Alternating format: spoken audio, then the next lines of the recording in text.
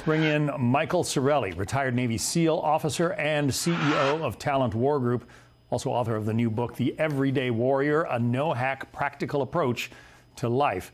Interesting, the change in tone from some in Washington. I mean, Taiwan was sort of a forgotten stepchild for a long time. Now you hear people like Senator Graham saying American troops should defend Taiwan if it's attacked. What do you think, Michael? Well, John, that scenario ends up being bloody any way you cut it. But I don't think he's wrong.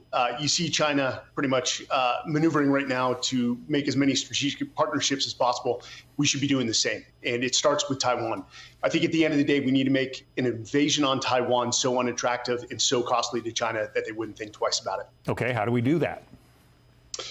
One, it's strategic partnerships. So forward projection of forces is not out of the question. That definitely would escalate the situation with China and the rhetoric with China. But another approach is the Ukraine. Whether you think we should have been involved in the Ukraine or not, I think that discussion's done. Look at it as an opportunity. With Ukraine, we want to make that, again, a war of attrition as costly as possible because we know our will is stronger than the Chinese and Russian militaries and governments combined. Yeah, China has been watching very closely what the Russians are doing or not doing very well in Ukraine.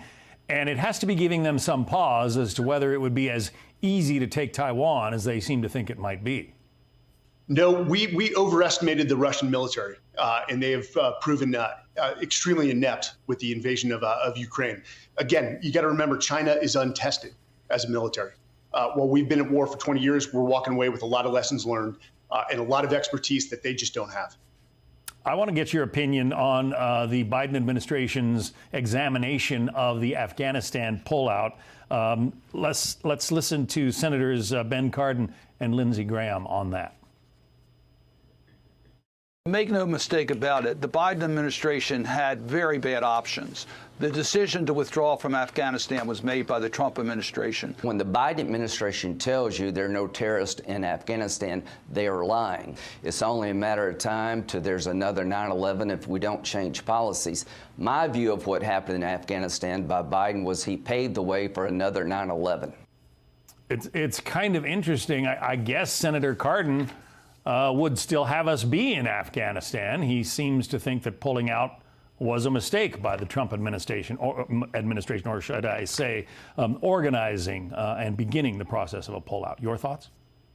So, John, first off, the report was a disappointment. One, I think it highlights zero accountability. I served multiple deployments in Afghanistan. I think I feel more accountability for the outcomes of Afghanistan, not only with the withdrawal, than the Biden administration. A 12-page report flies in the face of the sacrifice those young 13 Americans made. Now, I'll say this, whether you're in business or the military, and I don't know why this is lost on the federal government, when you take a chief executive role, it doesn't matter the situation that your predecessor handed to you, you own it. From that point forward, you own it. As the saying goes, the buck stops there. And there was no requirement that the Biden administration continue the timeline as laid out by the Trump administration. No, history will tell if pulling out altogether was a mistake. There were some options thrown by private military structures or organizations that believed they could hold Afghanistan for far less the cost, at 5% of what the U.S. was paying. But unfortunately, DOD passed on those options.